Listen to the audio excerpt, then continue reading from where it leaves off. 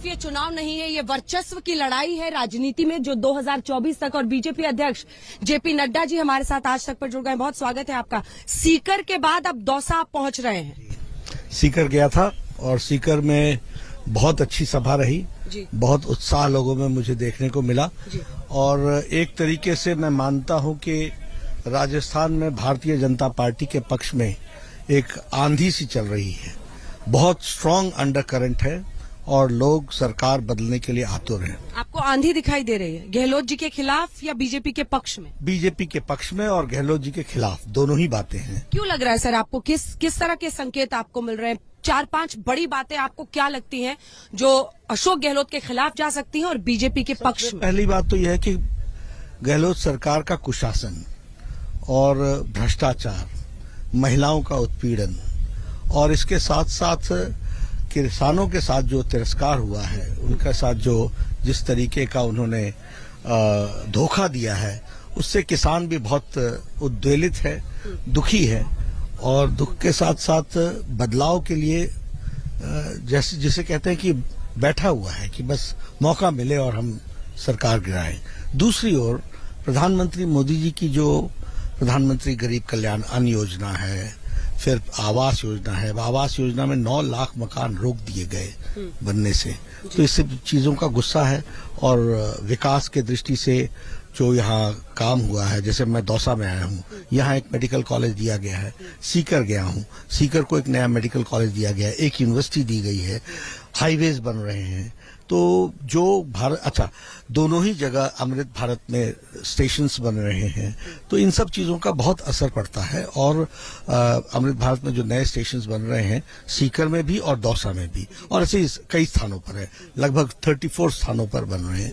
तो ये सब चीजें देखने पर लोगों का विश्वास बनता है कि मोदी जी जो कहते हैं वो करके देते हैं, ही डिलीवर्स। और कांग्रेस पार्टी और गहलोत सरकार ने धोखा दिया, कर्जा माफी नहीं की, 19,400 किसानों को उनकी जमीन कुर्क हुई है। These are the issues. लेकिन नड्डा जी, राजस्थान में कहा जाता है कि वैसे भी जनता जो है वो सरकार पलट देती है, तो फिर वही हो, अगर होता भी है तो वही होगा। नहीं, वो ठीक है, लेकिन हमें जो यहाँ दिखता है वो इसलिए नहीं कि उनको जाना है, वो तो जाएंगे ही जाएंगे, लेकिन इसलिए दोनों ही चीजें हैं। उनके प्रति एंटी इनकम्बेंसी है, लेकिन हमारे नेशनल गवर्नमेंट की जो प्रो इनकम्बेंसी है, वो चाहते हैं लोग कि वह राजस्थान की धरती पर भी उतरे। इसलिए दोनों ही बात है, नेगेटिविटी उनकी है और पॉजिटिविटी हमारी है। इसीलिए मैं कह रहा हूं कि अंडरकरंट बहुत स्ट्रांग है। दौसा सीट जिस पर आप आए हैं अभी प्रचार करने के लिए, यहीं पर अगर आप देखें तो कांग्रेस पार्टी के मुरारी लाल ने आपके शर्मा जी जो बीजेपी कैंडिडेट है उनको पिछली बार भी हरा दिया था, आपने फिर उनको रिपीट किया है। हाँ, पिछली बार की बात अलग थी, लेकिन इस बार मेरा पूरा विश्वास है कि यह सीट भी जीतेंगे और अच्छे मेजोरिटी से हम सरकार बनाएंगे। अच्छा, ये जो आप लोगों से बातचीत करते हैं तो कनेक्ट बनाने के लिए मतलब किस तरह से आपको क्या लाइन है? आप सबसे ज्यादा फोकस आपका किस पे रहेगा अभी जो भाषण देंगे आप दौसा? सभी चीजों पर रहेगा। हाँ। विकास पर रहेगा, जो मिस गवर्नेंस गहलोत सरकार की रही है उस पर रहेगा, जो हमारा गुड गवर्नेंस रहा है उस पर रहेगा। मोदी जी पे कितना रहेगा? पूरा रहेगा, अच्छा रहेगा, क्योंकि नेशनल गवर्नमेंट वो लीड कर रहे हैं और प्रो इनकम्बेंसी है, उसका लाभ और लोग चाहते हैं कि वो चीज यहाँ भी उतरे, तो इसलिए वो चाहेंगे कि तो प्रधानमंत्री के बारे में भी आप बातचीत, आपके तमाम कार्यकर्ता आए हुए हैं सर आपके स्वागत के लिए। फिर आगे पीएम के फेस पर चुनाव लड़ना, ऐसा दाव कितना सही कितना गलत, इन सब पर आपसे बातचीत करेंगे। आइए सीधे चलते हैं आपके साथ रैली ग्राउंड।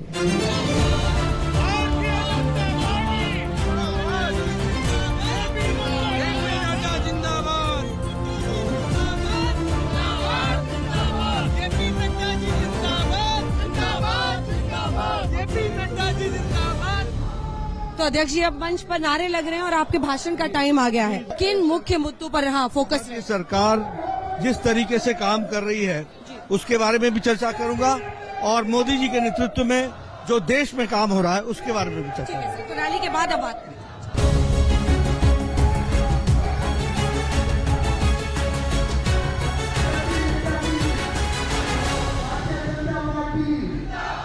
मोदी जी के नेतृत्व में भारत ने 11वें नंबर से ब्रिटेन को पछाड़ते हुए 5वें नंबर की अर्थव्यवस्था भारत का। आज से 9 साल पहले आपके हाथ में जो मोबाइल होता था उस पर लिखा होता था मेड इन चाइना। आज जो आपके हाथ में मोबाइल है उस पर लिखा है मेड इन इंडिया। क्या भारतीय जनता पार्टी की सरकार लाएंगे? 2.5 लाख लोगों को, नौजवानों को 5 साल में हम नौकरी देंगे, ये भी हम आपको विश्वास दिलाते हैं। नड्डा जी, आपने स्टेज से ये कहा कि अशोक गहलोत ने ग्रहण लगा दिया है राजस्थान पर, लेकिन अशोक गहलोत कहते हैं वो विकास की राजनीति। अब देखिए गहलोत में कितना दम है सर कि प्रधानमंत्री नरेंद्र मोदी आप सब कूद गए हैं मैदान। ऐसा है, हम लोग कोई भी चुनाव लड़ते हैं, मैंने अंजना जी आपको पहले भी बताया कि कोई भी हम चुनाव लड़ते हैं हम पूरी शिद्दत के साथ और ताकत के साथ लड़ते हैं और सब लोग पूरी ताकत से लगते हैं। आज हमारे गृह मंत्री जी भी यहाँ हैं, प्रधानमंत्री जी का यहाँ पर कार्यक्रम है और मेरा कार्यक्रम है और बहुत से हमारे नेताओं का कार्यक्रम है। तो ये कोई किसी को देख करके नहीं होता।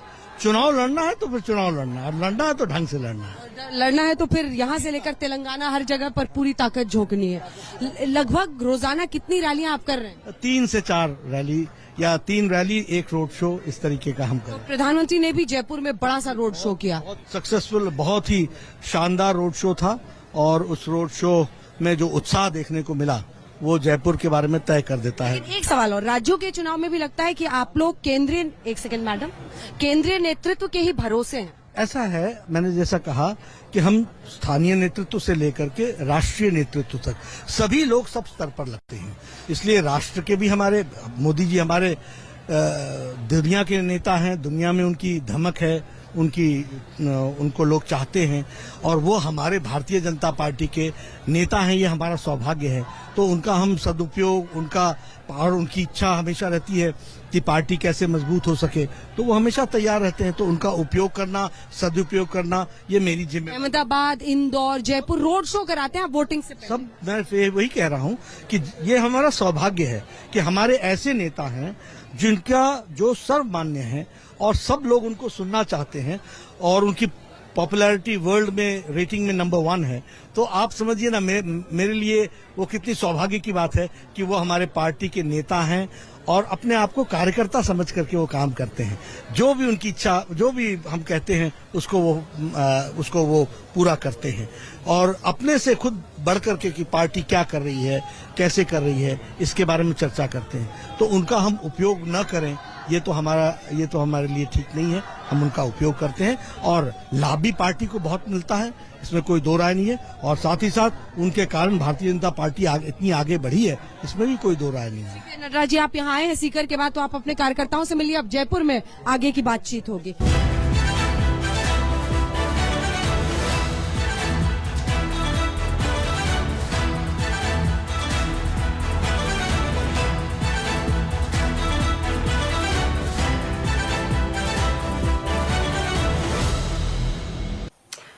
तो राजस्थान का घमासान है और इस रण में तमाम रैली, रोड शोज करने के बाद हमारे साथ बीजेपी के अध्यक्ष जेपी नड्डा जी अब बातचीत के लिए यहां पर जुड़े हैं। नड्डा जी, जब आप प्रधानमंत्री के चेहरे को प्रोजेक्ट करते हैं तो क्या इस बात की ये स्वीकारोक्ति नहीं है कि आपकी जो स्टेट लीडरशिप है इन तमाम राज्यों में, उस स्टेट लीडरशिप पर एंटी इनकम्बेंसी का डर आपको सता रहा है और भरोसा आपका उन चेहरों पर कम है, इसीलिए पीएम का चेहरा सामने? नहीं, ऐसा नहीं है। देखिए, हम थोड़ा सा इसको आप स्ट्रेटजी वाइज समझिए।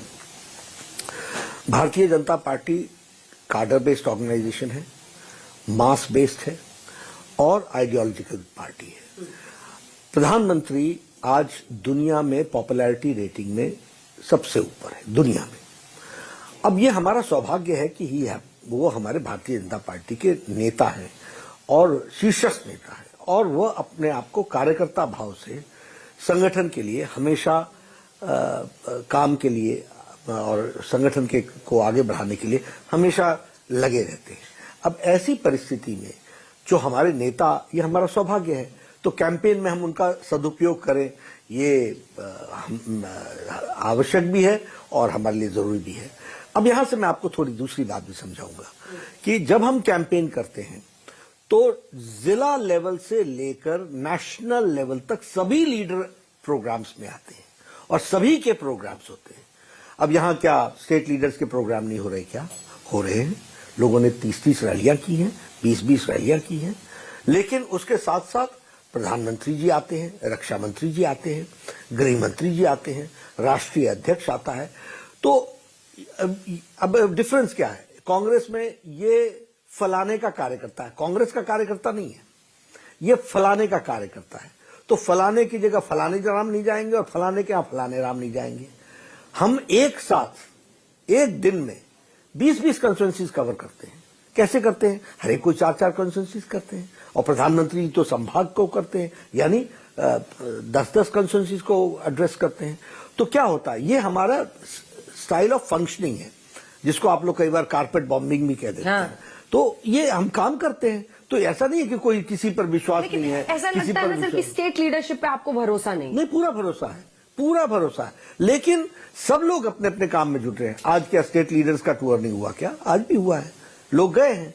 एक एक स्टेट लीडर ने 30-30, 40-40 विधानसभाओं को कवर किया है। हम लोग उनको फैसिलिटेट करते हैं, उनका हम प्रोग्राम बनाते हैं। यहां क्या है कि प्रोग्राम किसका कहां बनेगा ये लीडर नहीं तय करता, ये संगठन तय करता है। और कौन प्रोग्राम किस समय होगा, यहां तक कि रोड शो कहां होगा और पब्लिक मीटिंग कहां होगी, ये भी हम तय करते हैं। तो इसमें मैक्सिमम यूटिलाइजेशन हो, मैक्सिमम कैंपेन को हम थ्रस्ट दे सके। और आप अंजना जी देखते होंगे कि बीजेपी 3 दिन में 2 दिन के अंदर हवा बदलती है। तो कैसे बदलती है? वो ऑर्गेनाइज तरीके से जब हम चुनाव में, तो आप ही शेड्यूल बनाते हैं क्या? नहीं, हम नहीं बनाते हैं, इसके विभाग है, इसके एक्सपर्टीज है। हाँ, मतलब ये कौन सा मंत्री कितनी सभाएं करेगा? ऐसे कोई हमारे बैकरूम जिसको कहिए, वॉर रूम कहिए, जो भी आप कहें, जो भी आप शब्दावली रहे, पीछे से काम करने वाले कम से कम हर चुनाव में 500 कार्यकर्ता होते हैं। They are expert in it. अच्छा, स्टार प्रचारक बनने की एलिजिबिलिटी क्या है? एलिजिबिलिटी जिसके लोगों के बीच में मांग है, जो लोग चाहते हैं, जिनको हम आइडियोलॉजी, जिनके माध्यम से हम आइडियोलॉजी पहुंचा सकते हैं, जो लोग वहां पर कनेक्ट कर सकते हैं। और इसमें भी डिफरेंट होता है, कई लोग यूपी में कनेक्ट होते हैं और वो तेलंगाना में नहीं होंगे, तो वो वहां स्टार प्रचारक है, वहां स्टार प्रचारक होंगे, वहां नहीं होंगे। हेमंत बिस्वा शर्मा असम के, वो एमपी से लेकर राजस्थान हर जगह आप उनको लॉन्च कर करेक्ट होता है, तो उपयोग करते हैं लोग, मांगते हैं, डिमांड करते हैं, तो होता है। सब लोगों को उस दृष्टि से जोड़ा जाता है। और इसके बारे में भी हम लोग, अच्छा, इसमें एक बात और भी कह दूंगा अंजना जी, कि हम चांस भी देते हैं, नए नए लोगों को चांस भी देते हैं, और उनके परफॉर्मेंस को भी, क्योंकि it is a continuous process, it is a very scientific process. तो हम नए लीडर्स कैसे उभरेंगे, तो इसी तरीके से उभरेंगे। उनको हम कैंपेन में लाएंगे, वो उनको हम कैंपेन के साथ जोड़ेंगे, और धीरे धीरे करके वो ग्रो भी होते हैं और चुनाव भी। जो मैं ये सवाल नड्डा जी आपसे पूछ रही हूँ, इसके पीछे 2 वजह है। देखिए, इस बार आपने एमपी हो जहां 3 केंद्रीय मंत्री, 7 सांसद आपने उतारे, यहाँ राजस्थान हो जहां पर आपने कई सांसदों को उतार दिया, यहीं पे जहां मौजूद है जयपुर में दिया सिंह, राज्यवर्धन राठौर, इन तमाम सीटों पर उतारा। तो इसके पीछे क्या वजह है? क्या ये नहीं इन्फोर्स करता है कि स्टेट लीडरशिप में आपको नई जान फूंकने की जरूरत थी? और इसी प्रश्न का दूसरा हिस्सा ये है कि आप जब इस तरह के फोर्स के साथ आगे बढ़ते हैं, तो पीएम ने कहा कि कांग्रेस पार्टी में देखिए सब रन आउट कर रहे हैं एक दूसरे को, यहां पर भी गुटबाजी का सामना करना पड़ता है। क्या है इंटरनली उसको कैसे हैंडल करते हैं? देखिए, पहली बात तो आप समझ लीजिए कि ये जो एमपी एमएलए लड़ते हैं और एमएलए एमपी लड़ते हैं, बीजेपी हमेशा एक्सपेरिमेंट्स करती है। ये बीजेपी ही है जो 11 के 11 सांसदों को छत्तीसगढ़ से एक साथ नए लोगों को कैंडिडेट बनाती है। ये बीजेपी ही है जो एक साथ कैबिनेट में सारे नए चेहरे लेकर के आ जाती है। ये बीजेपी ही है जो फर्स्ट टाइम को चीफ मिनिस्टर बना देती है। ये बीजेपी में एक्सपेरिमेंट्स होते हैं, नंबर 1। नंबर 2, हम चुनाव जब लड़ने जाते हैं तो किसकी यूटिलिटी कहां है, इसको हमेशा ध्यान में रखते हैं, और किसको कहां आगे प्लेस करना है, ये भी हम ध्यान में रखते हैं। तो इन सारी चीजों को ध्यान में रख करके हम चुनाव की दृष्टि से लोगों को लेकर के आते हैं। और आप एक बात तो देखेंगे ना कि जब हम ये लेकर के आते हैं तो कांग्रेस में खलबली होती है कि नहीं होती है? इसका मतलब we are right in our strategy, और वो कहीं ना कहीं गफलत में पड़ते हैं। और चुनाव क्या है? रणनीति है। मैं बार बार बोलता हूं, वो पर्दे का विषय होता है, समय पर हम पर्दा हटाते हैं। तो ये तो हमारी स्ट्रैटेजी है। इसमें अगर देखिए, अब हमने 7 सांसद उतारे मध्य प्रदेश में, खलबली मच गई सारे। क्यों मची? अरे भाई हम अपना घर में आपको किसको कैंडिडेट दे रहे हैं, उससे कांग्रेस को क्या दिक्कत हो रही है। लेकिन इसका मतलब आपकी खलबली इस बात को बताती है we are right in our approach and we fight elections as elections. ठीक है, रणनीति पर अब बात होती है तो 3 अलग अलग मुद्दे आपने जो दूसरी बात कही पहले प्रश्न की जो रह गुटबाजी। हाँ, गुटबाजी रन आउट कर रहे हैं यहाँ पर भी, सब राजस्थान में भी ऐसा तो बिल्कुल नहीं है। देखिए मैं आपको फिर बताता हूँ। सर कई गुट बने हुए एक ये मैं आपको बताता हूँ, 2 चीजें समझिए। पहली चीज ये है कि ये जीवंत पार्टी है। जीवंत पार्टी में लोगों को अपने ओपिनियंस को एक्सप्रेस करने का पूरा अधिकार है और ये डेमोक्रेटिक पार्टी है। डिफरेंस ऑफ ओपिनियन भी होता है। मुझे आप एक बात बता दीजिए कि कमांड लाइन किसने डिस्टर्ब की? कोई डिस्टर्ब नहीं करता। यानी जो फैसला हो जाता है उसके साथ सब चलते हैं। ये कार्डर बेस्ड डिसिप्लिन पार्टी है। अब डिफरेंस ऑफ ओपिनियन तो हमेशा रहेगा क्योंकि जीवंत पार्टी है, डेमोक्रेटिक पार्टी है। तो कुछ लोगों का मत कुछ और हो सकता है, कुछ लोगों का मत कुछ और हो सकता है। लेकिन मान लीजिए एक्स लीडर को कहा गया कि आप यहां सभा में जाओगे, कोई लीडर यहां ये नहीं कहेगा कि नहीं मैं नहीं जाऊंगा, नहीं कह सकता है। इसका मतलब once the decision has been taken everybody has to obey it. तो इसलिए कोई गुटबाजी नहीं है और हमारे यहां सेंटर इन सारी चीजों को बड़े बारीकियों से देखता है। अगर हमें कोई डिफरेंस ऑफ ओपिनियन दिखता भी है तो उस डिफरेंस ऑफ ओपिनियन को भी आयरन आउट करने का काम हमारे केंद्र के नेता करते हैं। अब स्ट्रैटेजी पर आते हैं सर। आपके जो संकल्प है और कांग्रेस पार्टी की गारंटीज है उसमें क्या फर्क है? वो कहते हैं 500 में सिलेंडर देंगे, आप कहते हैं 450 में देंगे। वो कहते हैं इतनी नौकरियां देंगे, आप इतनी देंगे। वो 10,000 गृह लक्ष्मी योजना में देते हैं, आप लाडली स्कीम लेकर आते हैं कहीं पर, और यहाँ राजस्थान में भी महिलाओं के लिए स्कीम है। फर्क क्या है फिर? मतलब फर्क ये है कौन कितना पैसा बांट सकता है? नहीं, ऐसा नहीं। फर्क क्या है मैं आपको बताऊं। पहला फर्क ये है कि कांग्रेस पार्टी पहले डोल आउट करती थी, पैसों को डिस्ट्रीब्यूट करती थी। कांग्रेस पार्टी का इतिहास उठा करके आप देखेंगे तो आपको हमेशा ध्यान में आएगा, कहेंगे हम ये कर देंगे, हम कर्जा माफ कर देंगे, हम वो कर देंगे, हम सबको फ्री में इलेक्ट्रिसिटी देंगे। ये सब किया इन्होंने। प्रधानमंत्री मोदी जी के द्वारा जो भी कुछ दिया गया वह उस समाज को, उस वर्ग को स्वावलंबी बनाने के लिए दिया गया। जैसे आयुष्मान भारत, गरीब आदमी अपना इलाज नहीं करा सकता था तो हमने आयुष्मान भारत शुरू किया। आयुष्मान भारत में भी एक बात ध्यान रखी, इंश्योरेंस नहीं दिया, एश्योरेंस दिया। स्टेट देती है पैसा, हमारे यहां इंश्योरेंस स्कीम नहीं है। यानी व्यक्ति को लाभ मिल सके, कोई इंश्योरेंस कंपनी के द्वारा हम नहीं चला रहे थे। हम state had taken the responsibility of giving you 5 lakh rupees. आज उसके चलते क्वालिटी ऑफ लाइफ गरीब आदमी की अच्छी हो गई। हम लोगों ने क्या दिया? प्रधानमंत्री गरीब कल्याण अन्न योजना। 13.5 करोड़ लोग आज गरीबी की रेखा से ऊपर उठ गए और उनके मन में एस्पिरेशन आया कि अब हमको कुछ और भी खरीदना है, क्योंकि रोटी का इंतजाम, आवास का इंतजाम, इलाज का इंतजाम, पढ़ाई का इंतजाम ये हमारा कर दिया गया है। अब हम स्वावलंबन की ओर आगे बढ़ रहे हैं। हां, अब मैं कांग्रेस पार्टी पर आपको कहूंगा, कांग्रेस पार्टी ने जो अब ये देना की बात जो शुरू की है वो बीजेपी को कॉपी करना चाह रही है, क्योंकि उन्होंने पहले डोल आउट किया है।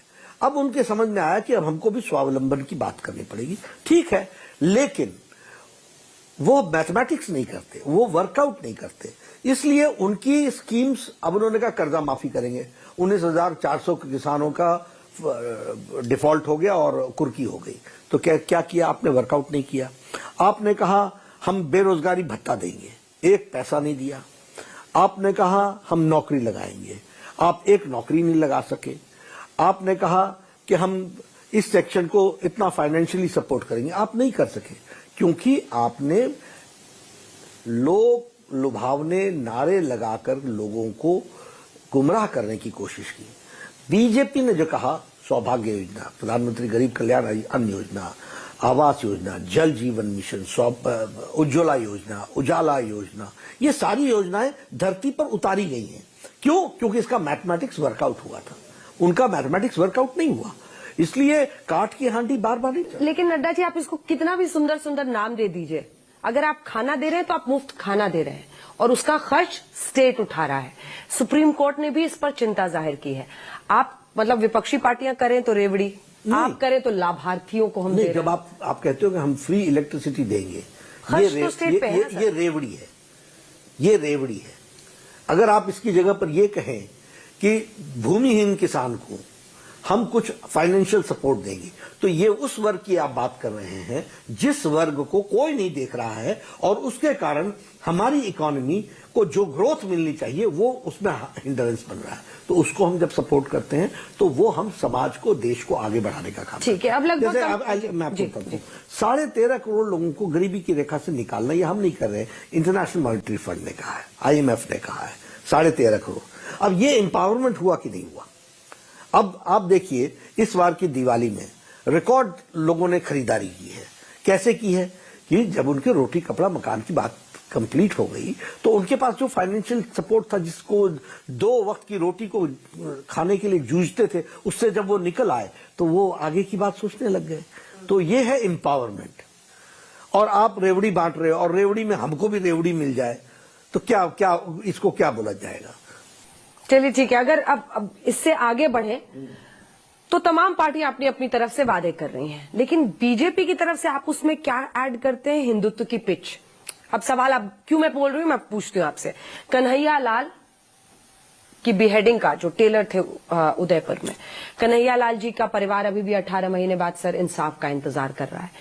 अगर यहाँ की सरकार से पूछिए तो वो फौरन कहते हैं कि ये तो NIA जांच कर रही है, NIA को उन्हें सजा दिलानी है। तो आप इस मुद्दे को क्या हिंदुत्व की पिच पर उतार रहे हैं चुनावों के लिए? देखिए, सबसे पहली बात, फैक्ट ऑफ द केस समझ लीजिए। शायद 2022 में जून में ये घटना घटी जी। 2022 में ही 18 महीने 18 जून में घटी थी, और जुलाई में ये NIA को केस दे दिया गया। दिसंबर में NIA ने चार्जशीट फाइल कर दी है, दिसंबर में 2022। अब स्पेशल कोर्ट बनना है और स्पेशल कोर्ट में केस होना है। स्पेशल कोर्ट गहलोत सरकार ने बनाना है, और गहलोत सरकार को स्पेशल कोर्ट बना करके इस केस को लगाना है। लॉ स्टेट सब्जेक्ट है, स्टेट को इसको इंप्लीमेंट करना है। ये हमेशा झूठ बोलना, गफलत में डालना, गुमराह करना, ये इनकी आदत है। NIA has done the job now. This special court is to be set up by the outgoing government of Gehlot. आपने डिसाइड कर दिया? लोगों ने डिसाइड कर दिया। तो ये जो काम था इनका, इन्होंने नहीं किया, इस कारण से उसको न्याय नहीं मिल पाया है। ये कानूनी पेचीदगियों को कोई तारीख से, मैंने तो आपको डेट वाइज बता दिया कि क्या हुआ है। तो अब ये the ball is in the court of the state government. उनको स्पेशल कोर्ट बनाना है, वो अब उनका टाइम जा चुका है। हम आएंगे, बनाएंगे, और टाइम पर इसका फैसला दूसरा बॉल जो आप हिंदुत्व की पिच पर बोलिंग करते हैं, हिंदुत्व का, सुनिए ना सर, ये वाला 2008 के जयपुर धमाके, हम लोग जिस जयपुर में मौजूद हैं, हनुमान मंदिर पर संगनेरी गेट के सामने 2008 13 मई के धमाके, उसको आप 2023 के चुनाव में उठा रहे हैं। क्यों नहीं उठाए? क्यों? इसलिए कि आज भी ये केस अपील के लिए पेंडिंग पड़ा हुआ है। और ये 2008 का केस खराब किसने किया? आज एडवोकेट जनरल क्यों नहीं, जब हम रिव्यू पिटीशन की बात करते हैं तो क्यों नहीं उसको आगे परस्यू करते हैं? ये इशू है कि नहीं है? इस इशू को हमको लाना है कि नहीं लाना है? जयपुर ब्लास्ट में जिन लोगों ने जिन्होंने ये क्राइम किया, उनको सजा मिलनी चाहिए कि नहीं मिलनी चाहिए? मिलनी चाहिए, तो हम इस आवाज को उठाएंगे। और आप इस आवाज को दबाने के लिए डिलेइंग टैक्टिक्स करते हो, ये जनता के बीच में ले जाना मेरा काम है कि नहीं है? तो हम करेंगे ही करेंगे। और ये हिंदू पिच का सवाल नहीं है, ये राष्ट्रीयता का सवाल है। This is an issue of nationalism. Nation weak होता है, टेररिस्ट एक्टिविटी को प्रोत्साहन देना, इसको मैं एंटी नेशनल एक्टिविटी समझता हूं, और ऐसे लोगों को प्रोटेक्ट करना, इसको मैं एंटी नेशनल इश्यू समझता हूं। बनारस में बॉम्ब ब्लास्ट हुआ था, लखनऊ में बॉम्ब ब्लास्ट हुआ था, लोग पकड़े गए थे, उनको ऊपर केस हो गया था, उनको सजा सुना दी गई थी। अखिलेश ने विड्रॉ करने के लिए अपील की थी। हम लड़ेंगे नहीं, हम बताएंगे नहीं लोगों को कि ये कैसा तरीका है। आप बहुत गंभीर आरोप लगा रहे हैं अशोक गहलोत पर कि एंटी नेशनल एक्टिविटी उनकी सरकार कर रही है। जो देखिए, इस देश के अंदर कोई बॉम्ब फोड़े और वो पकड़ा जाए, उस पर केस हो, केस में बरी हो जाए, बरी होने का कारण ये बने कि आपके लॉयर्स ने ठीक ढंग से केस को परस्यू नहीं किया, आपने उसको डिफेंड नहीं किया, उसके बाद रिव्यू के लिए जाए, उस रिव्यू को आप परस्यू न करें, तो हम क्या कहें कि आपने बड़ी राष्ट्रभक्ति दिखाई है? हम ये कह सकते हैं क्या कि आपने राष्ट्रभक्ति दिखाई है? ठीक है, शब्द अच्छा नहीं लगता होगा कि एंटी नेशनल हम बोल रहे हैं, लेकिन समाज को विघटन करने में तो उपयोग हो ही रहा है इसका, इसमें तो कोई दो राय नहीं है। तीसरी बॉल जो हिंदुत्व के पिच पर हो रही है सर, वो है आप लोग जो ये तीसरा मुद्दा उठा रहे हैं कि हिंदू त्योहार नहीं मना सकते। सारे हिंदू तो त्योहार मना रहे राजस्थान में कहां मना पाए? रामनवमी का जुलूस शोभा यात्रा रोक दी गई, कांवड़ यात्रा को निकलने नहीं दिया गया। यहां सरकारें कांवड़ यात्रा को फैसिलिटेट करते हैं, उनके लिए रास्ते बनाते हैं, उनको ठहरने के लिए व्यवस्था करते हैं। ये सरकार का काम है। सरकार ने उनको बैन कर दिया, उनको बनाने नहीं दिया गया, उनको यात्रा निकालने नहीं दी गई। और ऑन रिकॉर्ड मैं बोलना चाहता हूं अंजना जी, पीएफआई के लोगों को भाषण देने का मौका और जुलूस निकालने का मौका इस गहलोत की सरकार ने किया है, which is a banned organisation. तो क्या है ये? और हम इसकी आवाज न उठाएं, हम लोगों को ये बताएं नहीं? क्यों नहीं बताएंगे? ये देखिए, शासक वो होता है जो सबको बराबर दृष्टि से देखे। शासक वो होता है जो रोके तो सबको रोके, और अगर वो सपोर्ट करता है तो सबको बराबर का सपोर्ट करे। जब आपकी नीयत डगमगा जाती है, किसी एक धर्म विशेष को आप प्रिविलेज देते हो और किसी एक धर्म विशेष को आप रुकावट डालते हो, तो ये आपकी नीयत में खोट है, और इस खोट को राजस्थान की जनता को बताना मेरी जिम्मेवारी है। तो इसी के सिक्के के दो पहलू हैं। आप कह रहे हैं वो मुस्लिम तुष्टीकरण कर रहे हैं, और वो कहते हैं कि आप ध्रुवीकरण कर रहे हैं। वो कह रहे हैं कि बस हिंदू मुस्लिम कार्ड। हम कहां ध्रुवीकरण कर रहे हैं? आप सोचते हैं कि हिंदू सारे हम कहां ध्रुवीकरण कर रहे हैं? यात्रा निकल रही थी, रोका किसने? कांवड़ निकले थे, क्या गहलोत सरकार ने कोई पैसे दिए थे उनको कि तुम कांवड़ निकालो? ये तो लोगों की आस्था थी। रोका किसने? आपकी सरकार ने रोका, मतलब गहलोत की सरकार ने रोका, पुलिस ने रोका। तो ध्रुवीकरण कौन कर रहा है? आपने शिवालय 300 साल का मंदिर आपने तोड़ दिया, आपने राम का मंदिर तोड़ दिया। ध्रुवीकरण कौन कर रहा है? ध्रुवीकरण गहलोत सरकार कर रही है। और हम तो we are raising the voice of the people.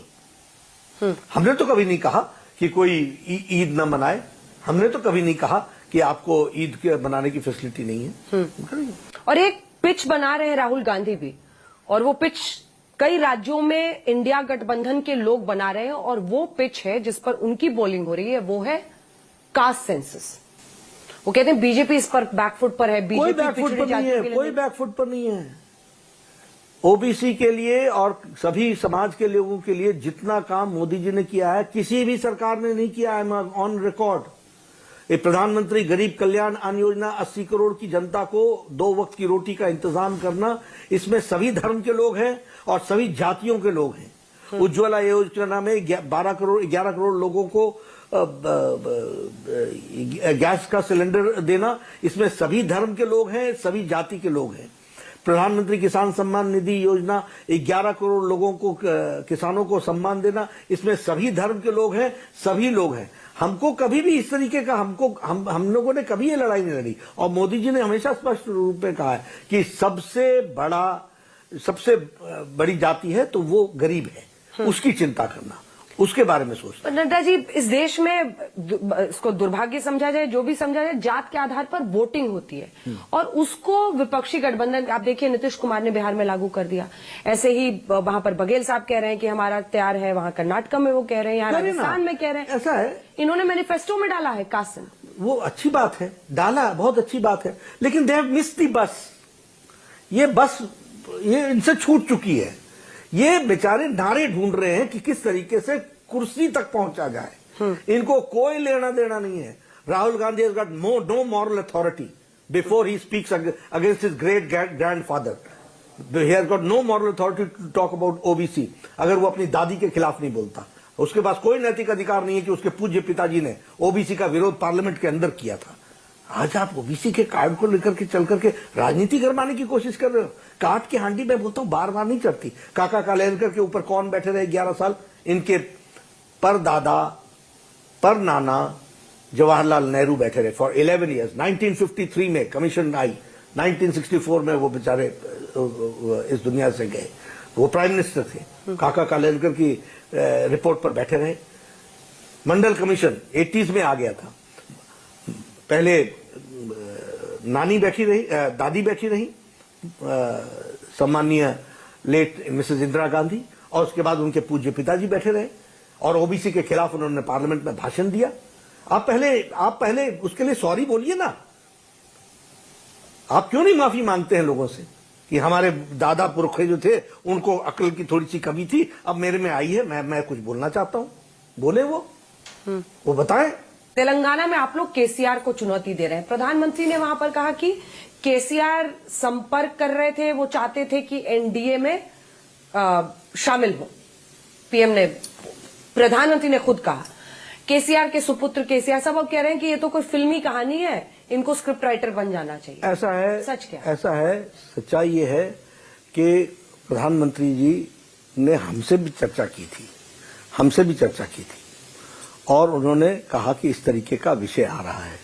Party में इस पर गहन चिंतन हुआ, सीनियर पार्लियामेंट्री पार्टी के नेताओं के बीच में भी चर्चा हुई, सब लोगों के साथ चर्चा हुई और हम इस ओपिनियन के आए, प्रधानमंत्री जी और हमने उस विषय को कहा कि हम समझौता नहीं करेंगे। केसीआर कविता उनसे याद आई, उनकी बेटी, उधर बघेल साहब, इधर वैभव गहलोत, अशोक गहलोत के बेटे।